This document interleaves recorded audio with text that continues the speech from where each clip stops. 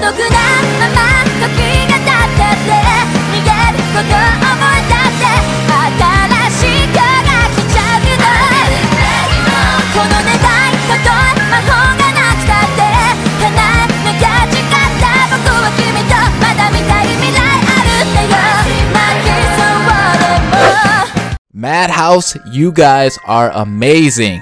Death Parade episode 2 was fantastic. This was perfect, Madhouse. This was absolutely perfect. You guys went ahead and said, you know what? Let's not be like every other show and just screw up our shock value. So in episode 1, they got that shock value. They had everyone asking questions. Everyone's like, what the fuck? What's going on with this show? What's this? What's that? And they explained it all in episode 2. They said, let's go ahead and explain it all in episode 2. Let's not be like these other shows and wait till the end of the season to explain everything in the last like 2 episodes, which basically renders the whole season useless. And you're just like,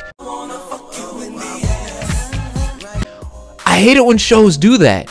They wait till the last like 2-3 episodes to explain the whole point of the show. And you're just like, really?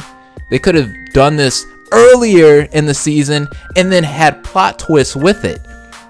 But Madhouse was like, you know what? Let's go ahead and drop the bombs to explain everything now. So now this leaves us with more questions. We still have more questions. So who is Nona? She's obviously the headmaster there, but what's her backstory? I want to know more about Nona.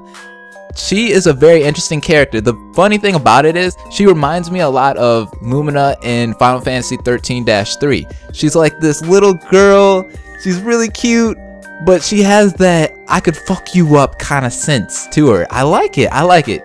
I like Nona's character. She is freaking awesome. Also, how does one become an arbiter? I don't think that was explained in this episode. Obviously, we know that if you're in this world, you're dead. So the black hair girl, it looks like she's becoming one of the new arbiters. So what did she do in her before life, her living life, that enables her to become an arbiter now? Also, the same thing with Decim and Nona. How do you get to this world? How do you become one? Last but not least, what is the purpose of the mannequins? Do they extract the souls out of bodies and turn the bodies into mannequins after? We all know that they extract the souls out of the body. So are the mannequins just a cosmetic thing? Are they just placing them around this area just for the hell of it, just because it looks good? Or what is up with these mannequins? I want to know more about these mannequins. And it's weird how Takashi in episode 1 saw his body as a mannequin. That was weird. He had that vision, that quick vision, and they showed it in this episode too, where his body was a mannequin. He was hanging upside down, just like the mannequins were in this episode. I want to know more about these mannequins. This episode was so good, man. Did you guys hear the music when Nona was explaining the game or the purpose of the black hair girl being there? That was very, very powerful. Like, that music right there has me like in chills. It was in the beginning of the episode where they were at the bar and they were just all talking. That music right there had me in chills. It just reminded me of Persona. It had that dark tone. It fit the mood so well. I loved the music there. But as far as the animation goes, everything looked good in this episode. It looked so beautiful. I love the animation in this anime. It is so good.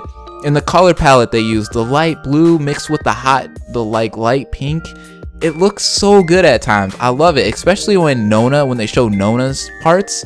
Like, her hair just mixed so well with the color palette. I love everything Madhouse does with this anime. It is perfect. I love it. I love it. I love it. Honestly, I cannot wait for episode 3. Like, it needs to come out today. Like, I'm ready to watch episode 3. This has got me so pumped.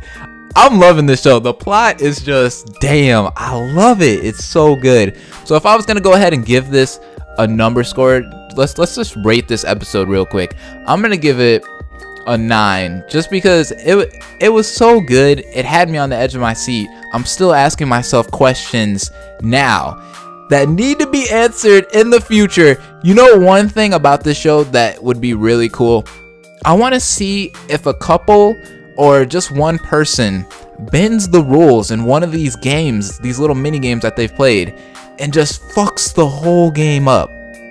The whole game. It seemed like Takashi was trying to do that in episode 1, but it seemed like every time he tried to, there was a rebuttal to what he was trying to do, so it didn't really work.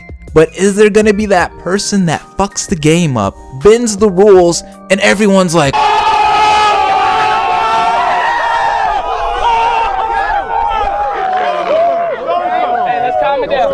How does that make you feel? What?